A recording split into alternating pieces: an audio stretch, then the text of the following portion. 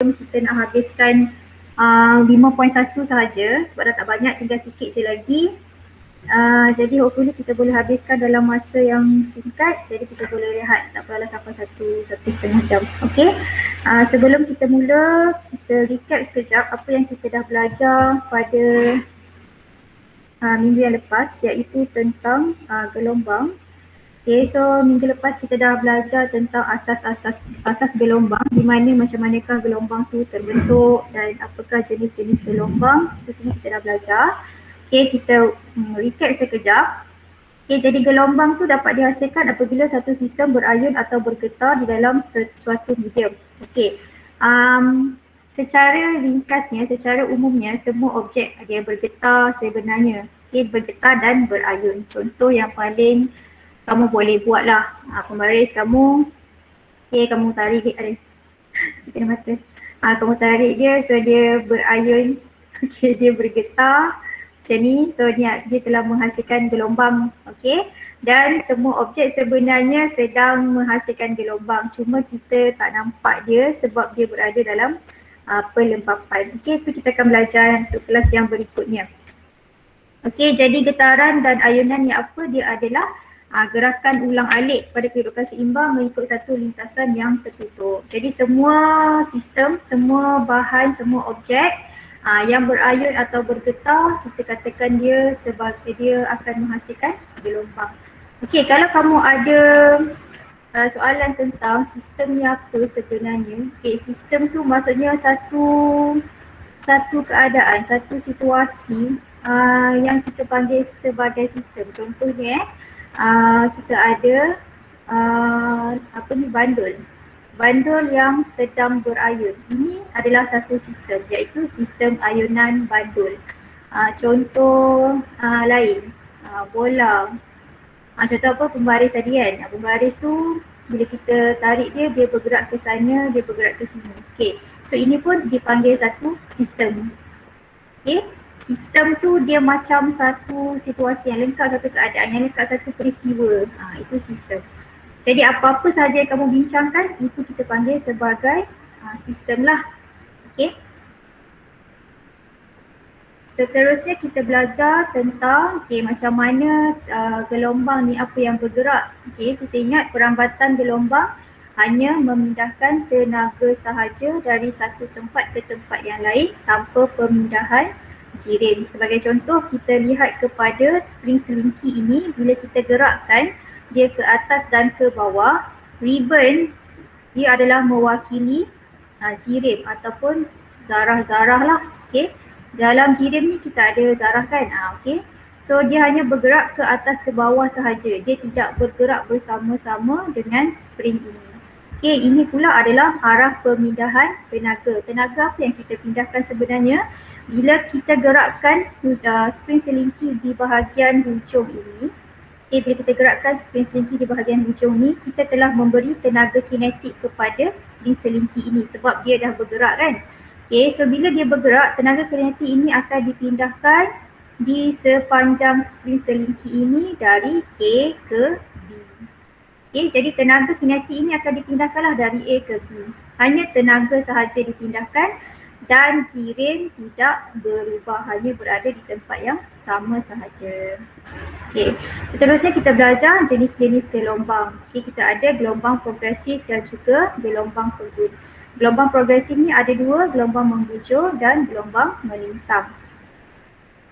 Okay, macam mana kita nak kenal pasti jenis-jenis gelombang, sama ada dia adalah gelombang progresif atau gelombang pegun, kamu mesti tengok kepada profil gelombang. Okay, profil gelombang tu apa pula? Dia adalah rupa bentuk. Macam mana satu sistem itu bergerak. Okay, rupa bentuk spring selingki. Maksudnya rupa bentuk sistem itu yang bergerak. Dia bergerak tu rupa bentuk dia macam mana? Adakah dia bergerak bersama-sama mengikut arah perambatan ataupun dia duduk tempat yang sama sahaja? Okay. Kalau gelombang itu merambat dengan masa sepanjang arah perambatan gelombang, itu kita panggil sebagai gelombang progresif.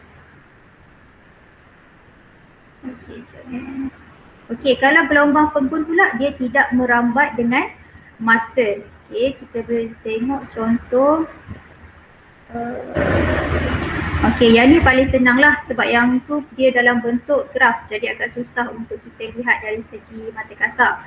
Okey, bila kita katakan gelombang progresif, kamu lihat profil gelombang ini bergerak dengan masa.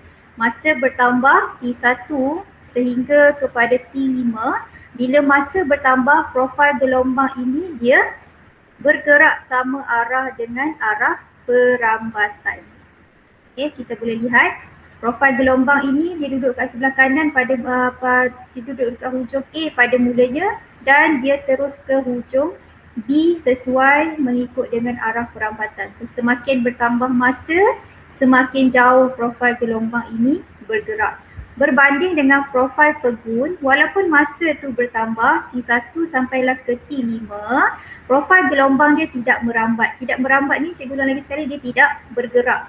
Okey, merambat ni maksudnya dia bergeraklah, dia berpindah dari satu tempat ke satu tempat. Cuma kita gunakan istilah untuk gelombang adalah merambat. Okey, jadi kita boleh lihat dekat sini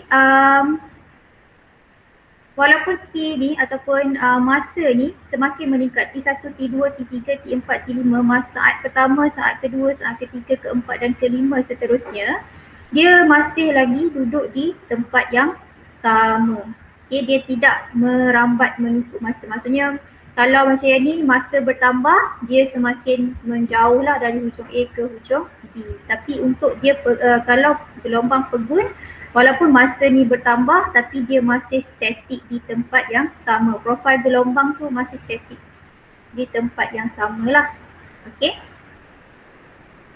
Jangan risau sebab gelombang progresif dan gelombang pegun ni jarang ditanya dalam soalan. Selalu yang ditanya adalah gelombang membujur dengan gelombang melintang. Okey. Seterusnya kita tengok kepada gelombang mekanik dan juga gelombang elektromagnet. So kat sini perbezaannya hanyalah medium sahaja. Kalau gelombang mekanik dia perlukan medium, manakala gelombang elektromagnet dia tidak memerlukan medium untuk berpindah dari satu tempat ke satu tempat yang lain. Okey, gelombang elektromagnet ni kita akan belajar di tajuk yang terakhir. Okey, nanti kita akan belajar dengan lebih terperinci lah. Okey, untuk kamu ingat kedua-dua ni hanya ingat medium sahaja. Mekanik dia perlukan medium, manakala gelombang elektromagnet dia tidak perlukan medium. Soalan yang selalu keluar tentang gelombang mekanik dan gelombang elektromagnet selalunya lah dia akan tanya tentang perbezaan dan juga contoh. Okey. Gelombang elektromagnet ni senang je kamu nak ingat. Gelombang elektromagnet ni dia gelombang radio, X-ray, ultraviolet, sinar gamma. Banyaklah, dia ada 8, 7 atau 8 je kita ingat lah. Okay, nanti kita tengok pada yang terakhir lah. Okay, kita belajar. Okay, seterusnya ini yang paling penting sebab soalan memang kalau soalan pengiraan dia akan keluar di bahagian gelombang melintang dan gelombang membujur. Okay, kalau gelombang melintang ni kita boleh lihat dia adalah, kamu boleh lihat arah getaran zarah adalah berserenjang dengan arah perambatan gelombang. Bermaksud gelombang tu bergerak ke arah sana, ke arah kanan, tapi zarah-zarah dia, kita boleh lihat yang warna merah ini, zarah-zarah ini bergerak ke atas dan ke bawah. Okay, kalau kita ambil contoh kepada ribbon ini, macam biasa ribbon ini mewakili zarah. Arah perambatan gelombang adalah ke sana, dari P ke Q. Okay, dari P ke Q. Tapi zarah ni, ribbon ini hanya bergerak ke atas dan ke bawah. Jadi kalau gelombang melintang ini, zarah ni dia bergetar pada arah yang berserenjang dengan arah perambatan gelombang. Maksudnya dalam 90 darjah lah, kita boleh kata dalam 90 darjah macam tu. Okay, sebab itulah dia gunakan istilah berserenjang. So ini adalah gelombang melintang. Okay, melintang dia ada 90 darjah macam ni, arah perambatan dengan arah getaran zarah. Okay, contohnya gelombang radio, gelombang cahaya, gelombang air merupakan contoh gelombang melintang. Okay, seterusnya gelombang membujur. Gelombang membujur pula kita boleh lihat arah getaran zarah. Okay, arah getaran zarah adalah selari. Okay, selari dengan arah perambatan. Bukan sama arah tapi selari. Gerakan zarah ni akan bergerak ke kanan dan ke kiri. Okay, manakala arah perambatan dia satu je, dia one way. Tapi arah zarah ni dia bergerak ke kanan dan ke kiri. Tapi pergerakannya adalah selari. 180 darjah lah dia macam tu. Okay, zarah macam tu, arah perambatan satu haluan saja yang ni Ini arah perambatan. Maksudnya kelas, kita gerakkan, kita tolak hujung P ni. Kita tolak hujung P, so dia akan bergerak ke hujung Q. Okay, tapi ribbon ini dia bergerak ke P ke Q ke P ke Q. Jadi pergerakan ribbon dan juga spring slinky ni adalah dalam keadaan selari. Okay, yang membezakan juga gelombang membujur dan gelombang melintang. Gelombang membujur dia ada mampatan dan regangan. Berbeza dengan gelombang melintang ada puncak dan lembangan. Lembangan dekat bawah, puncak di atas. Okay, gelombang melintang ada puncak dan lembangan, manakala gelombang membujur ada mampatan dan juga regangan. Contoh gelombang membujur adalah gelombang bunyi. Okay, senang je gelombang bunyi. Okay, seterusnya, okay ni kita dah play hari tu. Okay, seterusnya kita tengok kepada ciri-ciri gelombang. Okay, yang ni adalah sangat penting, iaitu di mana kamu kena kenal pasti. Okay, amplitude tu apa? Okay, tempo, frekuensi, panjang gelombang dan juga laju gelombang. Dan rumus ini kamu mesti ingat, okay, frekuensi adalah 1/T. Okay, 1/T dan unitnya adalah Hertz. Hz. Okay, ejaan penuh dia Hertz. Kalau kamu perasan, kita pernah guna Hertz ni adalah kalau kita dengar radio kan. Kita dengar radio, lepas tu dia akan bagi tahu berapakah frekuensi radio. Frekuensi radio era, frekuensi radio walaupun radio yang sama tapi frekuensi yang berbeza mengikut tempat. So sebab itulah dia kata frekuensi tu berapa Hertz. Itu adalah frekuensi. Frekuensi ni sangat penting untuk kita dapatkan stesen radio tersebut. Bila kita laraskan kita punya radio tu, frekuensi dia sama dengan frekuensi yang telah ditetapkan dekat radio tu, so kita akan dapat siaran lah. Itu adalah frekuensi dan unitnya adalah Hertz. So frekuensi ni apa? Dia adalah bilangan ayunan lengkap. Kamu kena ingat bilangan ayunan lengkap, bukan bilangan ayunan sahaja. Bilangan ayunan lengkap tu maksudnya dia mesti daripada kedudukan yang pertama pergi dan balik ke kedudukan asal. Kalau kita ambil ladung atau kita ambil bandul, okay, contohnya bandul kita ada, dia bermula dengan A, ni kedudukan asal dia A, dia bergerak ke B. Okay, bergerak ke B. Bila sampai ke B, belum lagi cukup satu ayunan lengkap. Dia akan balik semula ke A, barulah dikira sebagai satu ayunan lengkap. Kalau dia hanya sampai dekat B je, itu separuh ayunan sahaja. Satu ayunan maksudnya dia start dekat A, okay, start dekat A dan habis pun di A. Sebab tu kalau kamu ingatlah masa di kata satu kita buat bandul ni, bila kamu nak kira sampai sana, sampai balik kat sini baru 1, 2, okay. 3. Jadi kat sini frekuensi adalah bilangan ayunan lengkap dalam satu saat. Maksudnya satu saat tu berapa banyak boleh bergerak. Okay. Berapa banyak ayunan lengkap yang dibuat. Okay, manakala tempoh pula, tempoh adalah masa, okay, nama pun tempoh kan. Masa untuk satu ayunan lengkap. Kalau frekuensi bilangan ayunan lengkap dalam satu saat, kalau tempoh masa untuk satu saat untuk membuat satu ayunan lengkap. Okey. Amplitude pula sesaran maksimum. Okey, ini kita boleh kata sebagai sesaran maksimum lah, paling jauh dia boleh pergi. Okey, panjang gelombang, jarak di antara dua titik sefasa yang berturutan, laju gelombang ini yang kita boleh hitung. Okey. Kedudukan keseimbangan ialah kedudukan asal. Jadi kalau kita punya ladung ni, bandul kita, kedudukan asalnya adalah di sini. Ini adalah kedudukan keseimbangan. Bukan di sini bukan di sini tapi dekat di tengah. Sebab dia kata kedudukan zarah asal sebelum suatu sistem berayun. Kita ayunkan dia, kita nak ayunkan dia tu kita tarik dia ke belakang. Tapi ini adalah titik keseimbangan. Okay, lepas tu dia kata sesaran ialah jarak suatu zarah dari kedudukan keseimbangan. Maksudnya daripada sini ke sana, ni berapa, ini berapa sesaran dia. Itu adalah sesaran lah, jarak daripada keseimbangan ke jarak daripada zarah ke titik keseimbangan. Okay. Sekarang kita lihat kepada bentuk-bentuk gelombang. Ini yang dilukis lah.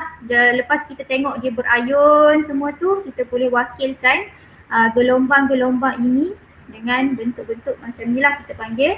Okey, seterusnya kenapa kita nak tahu gelombang-gelombang ini? Sebab kita nak kira lambda, kita nak hitung lambda, okey, dan juga kita nak hitung tempoh lah. Tapi di sini dia hanya tekankan kepada lambda sahaja. Okey, seperti yang cikgu dah bagi tahu hari tu, ingat lambda adalah dari titik sefasa, sama ada puncak ke puncak, lembangan ke lembangan atau titik keseimbangan kepada titik keseimbangan lah. Okey. So lambda ke lambda, puncak ke puncak, lembangan ke lembangan. Kalau gelombang membujur pula, mampatan ke mampatan atau regangan ke regangan. Okey, boleh senang je. Okey. Seterusnya kita buat perkiraan sekejap. Okey, cikgu ajar kamu macam mana kita nak guna rumus, mudah sahaja. Okey, cikgu dah terangkan macam mana kita terbitkan rumus laju gelombang iaitu V sama dengan F lambda, di mana F adalah frekuensi dan lambda adalah panjang gelombang. Okey, jadi daripada persamaan ini dia boleh tanya kamu tentang 3 perkara iaitu laju gelombang, frekuensi gelombang dan juga panjang gelombang. Macam mana nak dapatkan frekuensi? Kita gunakan rumus frekuensi gelombang sama dengan 1 per tempoh. Okey. Sebagai contoh, kita ada sebuah bandul membuat 10 ayunan lengkap dalam masa 24 saat. Hitung laju gelombang sekiranya panjang gelombang ialah 2 cm. Okey. So apa yang kita buat adalah dia dah bagi tahu dekat sini, dia kata bandul ni buat 10 ayunan. Dia nak laju gelombang. So kita tahu laju gelombang V sama dengan F lambda. Okey, maklumat yang diberi dia hanya bagi lambda sahaja. Lambda sama dengan 2 meter. So kita tak ada F. F kita tak ada. Jadi kita mesti kira F dulu. So F frekuensi sama dengan 1 per tempoh. Oh, 1 per tempoh. Tempoh ni apa? Tempoh adalah masa yang diambil untuk membuat satu ayunan lengkap. Berapa lama masa yang diambil untuk satu ayunan lengkap. Jadi kat sini dia kata dia buat 10 ayunan dalam masa 24 saat. Jadi kalau satu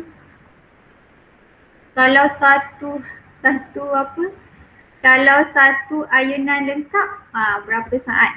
Yang tu yang kamu kena kira dulu sebelum kamu masukkan dalam rumus. Okey, so kita dah tahu dah tadi frekuensi sama dengan 1 per tempoh.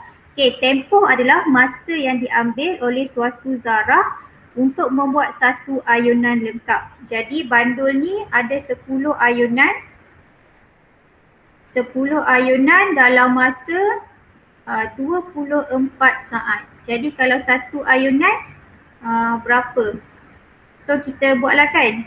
T sama dengan 24 bahagi 10. Sebab 24 saat dapat 10 ayunan. Jadi kalau satu ayunan 24 bagilah 10. So kita dapat 24 bagi 10, 2.4. Okay. 2.4 saat. Okey, jadi masukkan dalam rumus ini. F sama dengan 1 per 2.4. So bahagilah 1 bahagi 2.4. Kita akan dapat 0.41 666 jadi kita ambil 417. Okay, Hertz. Okay, kemudian masukkan dalam rumus ini. V sama dengan F lambda. So F kita adalah 0.417. Lambda kita adalah 2. Okay, jadi darabkan dengan 2. So kamu dapat 0.83 ms negatif 1. Okey, hal laju macam-macam mana pun dia punya unit masih lagi meter per saat. Macam mana kamu nak tahu guna meter per saat ke sentimeter ke, kamu lihatlah dalam soalan ni dia gunakan unit meter. So dia masih lagi dalam unit meter lah. Okey, dan juga dia adalah dalam unit saat untuk masa. Okey, boleh lihat di sini dia gunakan 24 saat. Okey, boleh Senang je. Untuk tajuk gelombang, dia ada 1 rumus, 2 rumus, dan kira tempoh. Tempoh ni kamu boleh fikir sendirilah sebab dia masa yang diambil untuk 1 saat. Kalau 2 gelombang, 2 saat, jadi 1 saat 1 gelombang. Macam itulah. Okey? Boleh So contoh ni, cikgu ambil dalam buku apa? Tak ingat. Okey. Ada soalan berterusannya ya. Okey, seterusnya. Okey, ini adalah kita boleh lihat kepada graf sesaran melawan masa. Kita ada 2 jenis graf, iaitu graf sesaran melawan masa dan graf sesaran melawan jarak. Sekarang ni kita tengok kepada graf sesaran melawan masa. Okey, sesaran melawan masa ini adalah dia tunjukkan macam mana sesaran, ingat jarak zarah tu dari titik keseimbangan. Okey, jarak zarah. Kenapa cikgu bagi tahu? Supaya kamu tak keliru dengan graf sesaran melawan jarak nanti. Jarak zarah dari kedudukan keseimbangan.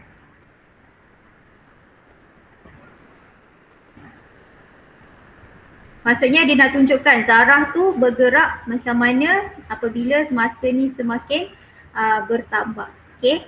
So kita boleh lihat kat sini zarah ini sesaran dia semakin bertambah. Maksudnya macam ni kelas. Kita ambil bandul contoh bandul. Paling senang lah bandul. Okay, pada kedudukan keseimbangan ini adalah bandul kita, kedudukan keseimbangan A. So kat mana A ni? Ini di sini. Dia masih lagi sifar kan sebab masa belum bergerak, so dia sifar lah. So bila kita tarikkan dia ke atas, kita nak mainkan bandul ni, kita tarik dia ke atas kan.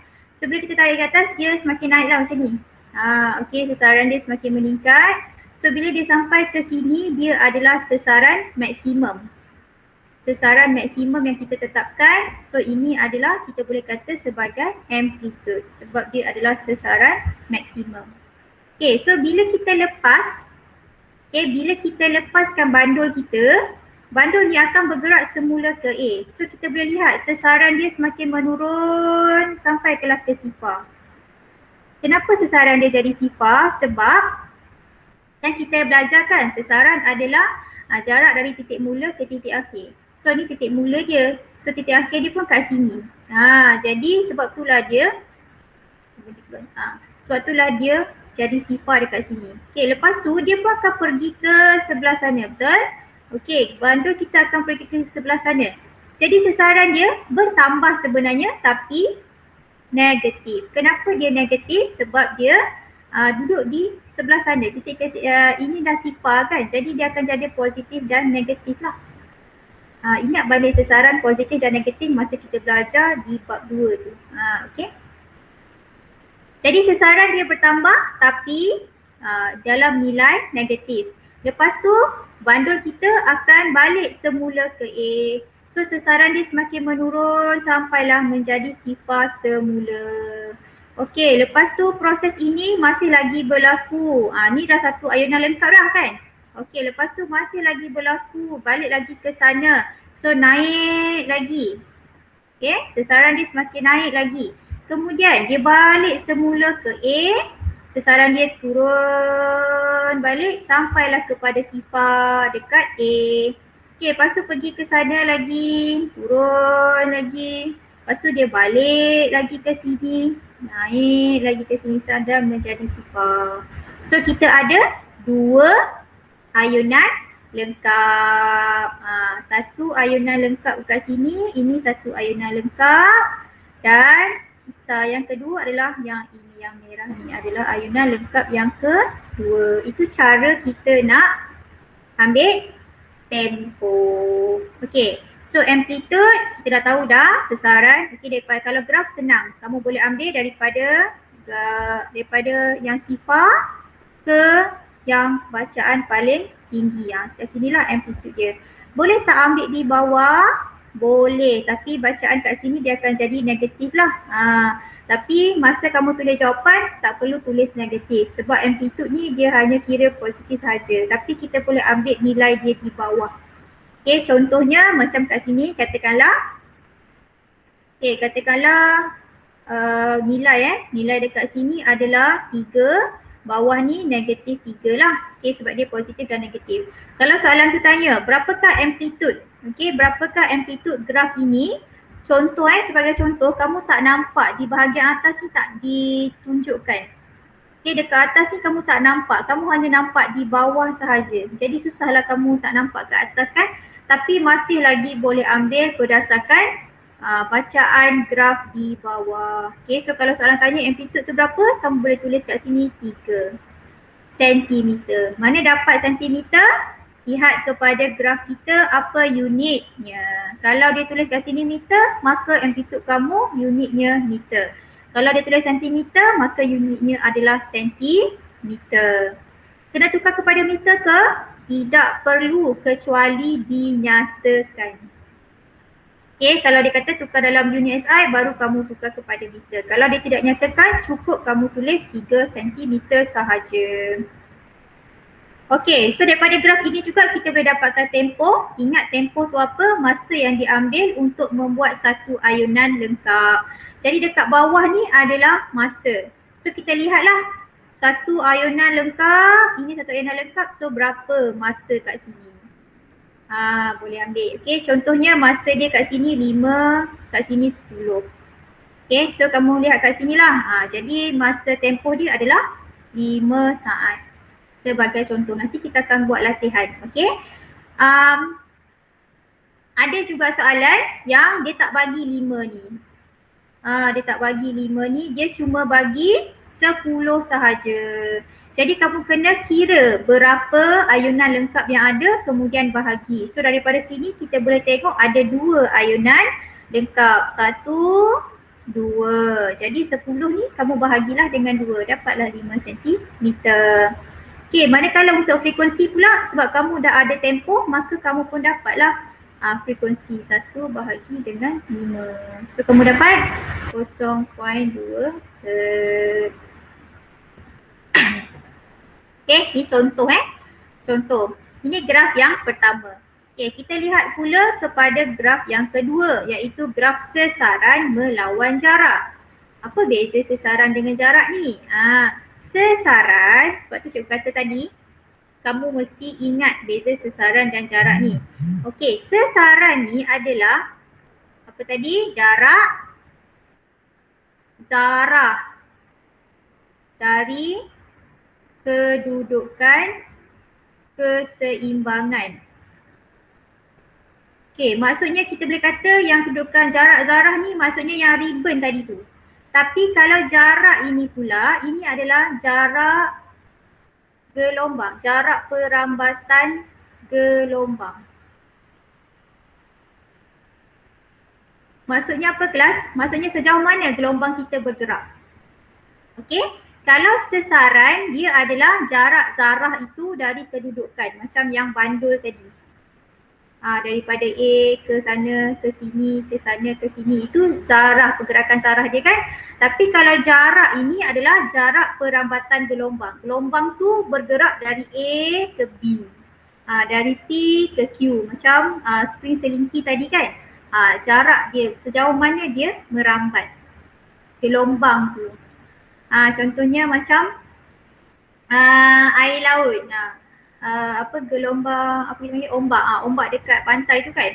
Daripada tengah laut ke pantai itu jarak perambatan gelombang.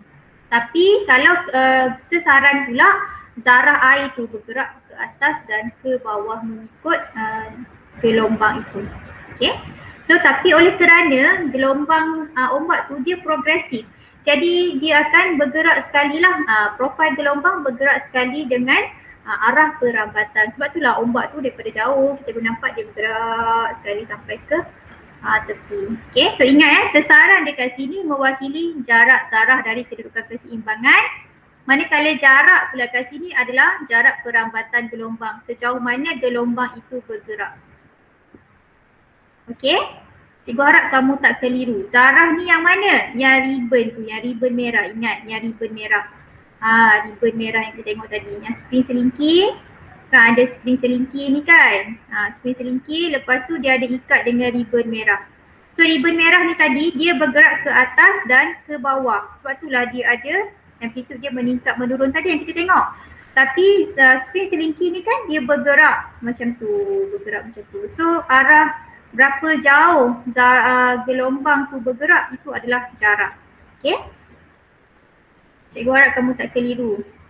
Seterusnya, apa yang kita dapat daripada graf sesaran melawan jarak ni adalah yang pertama kita dapat amplitude. Kenapa kita dapat amplitude? Sebab ingat amplitude adalah sesaran maksimum zarah. Okay, sesaran maksimum zarah. Jadi kita boleh dapatlah amplitude. Sama juga macam tadi boleh ambil dari atas ataupun boleh juga ambil di bawah. Cuma kat bawah ni dia akan negatif, yang dekat atas dia positif lah. Sama sahaja. Tak ada masalah nak ambil dekat lembangan boleh, nak ambil dekat puncak pun boleh. Okey, seterusnya adalah panjang gelombang. Okey, lihat panjang gelombang mesti dari puncak ke puncak ataupun dari titik keseimbangan ke titik keseimbangan. Maksudnya kamu kena ingat dia mesti satu fasa. Panjang gelombang ni adalah jarak dari antara dua titik yang berturutan tapi sefasa. Maksudnya sejenis, satu geng. Puncak mesti geng dengan puncak je. Tapi jarak mestilah puncak ke puncak yang berturutan. Contoh ada lagi satu. Okay, contoh ada lagi satu puncak dekat sini. So ini tak berturutan dengan yang depan. Jadi kalau kamu kata ini adalah panjang gelombang, okay, ini adalah salah lah. Sebab puncak ni dia tak berturutan. Dia mesti berturutan. Mesti next. Sama juga boleh ambil lembangan ke lembangan. Baca di sini dekat X. Okay, dekat X. Kalau amplitude baca dekat Y. Okay, sebab amplitude adalah sesaran, dia memanjang. Kalau panjang gelombang, dia melintang mengikut jarak kat sini. Okay, ini adalah untuk panjang gelombang, manakala amplitude pula ke atas. Sebab apa? Sebab dia tulis sesaran. So ingat sesaran apa? Sesaran zarah. Ini jarak apa? Jarak gelombang. Maksudnya sejauh mana gelombang itu bergerak. Okey? Boleh Okey. Sekarang kita buat aktiviti 5.6. Okey, aktiviti 5.6. Buku teks kamu ada.